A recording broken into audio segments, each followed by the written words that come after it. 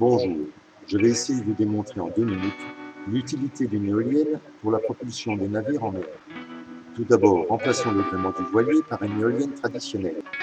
On ajoute un renvoi d'angle et un axe, un multiplicateur et un arbre d'hélice.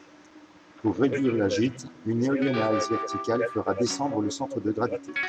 Nous pouvons réduire le volume de la quille, puis réduire la hauteur du rotor et augmenter son diamètre pour augmenter la puissance. Le vent généré par la vitesse du navire est inutile. Il est contraire à la route du bateau et de valeur négative. L'éolienne n'utilisera seulement le vent résultant de l'addition du vent réel et du vent généré par la vitesse du navire. Lorsqu'il n'y a pas de vent, le vent utile est un vent contraire égal à la vitesse du bateau. Il ne nous sert à rien. Le vent arrière est utile que lorsqu'il dépasse la vitesse du bateau. Le vent de travers est utile dans 75% des cas.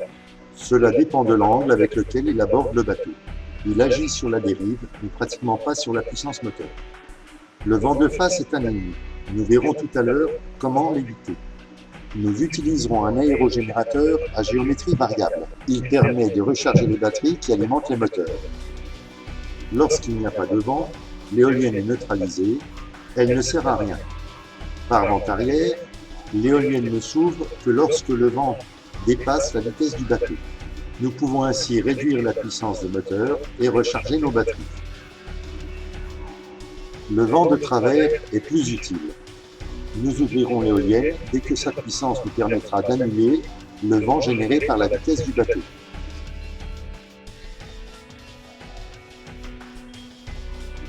Comme nous l'avons vu tout à l'heure, nous devons éviter le vent de face.